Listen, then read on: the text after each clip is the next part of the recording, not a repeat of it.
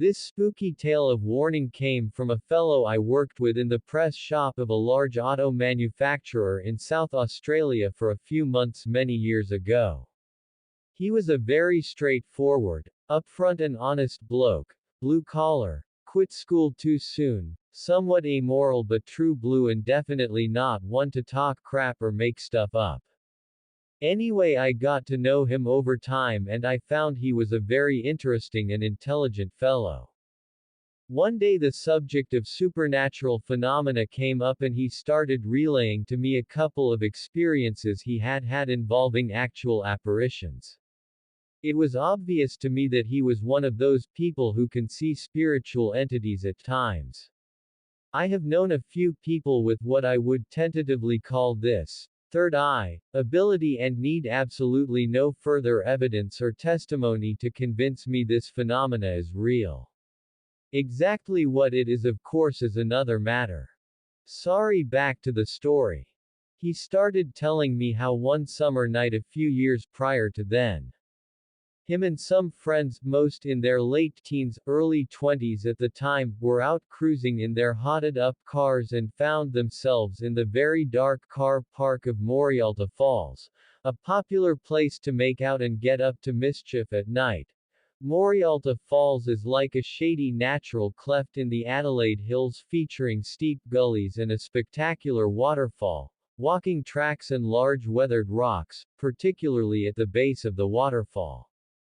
They all noticed when entering the car park that another car was parked a small ways off but thought nothing of it.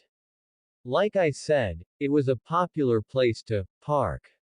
It was not apparent if anyone was in the car as no one could be seen and there were no lights or music or motion emanating from it at all. Just the cool dark silence of the night. They began getting out of their cars, 2 or 3 cars from memory, drinking sodas, and talking and laughing and all that jazz when all of a sudden everyone went silent. A distinct sense of foreboding fell upon everyone simultaneously, followed by a sudden drop in temperature and the appearance from nowhere of a mysterious mist seeming to flow out of the darkness. They were frozen in place with terror as a large dark form silently emerged from the mist. An early 1900s black, horse-drawn hearse except with no horses.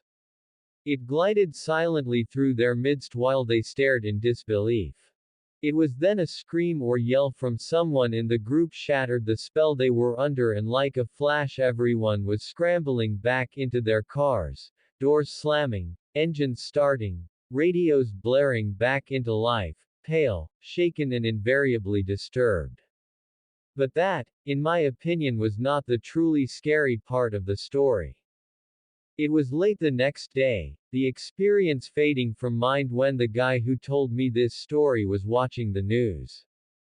There on the screen was a picture showing the car they had seen the previous night, much more distinguishable and ordinary in the early bleak morning light, but this time surrounded by crime scene tape.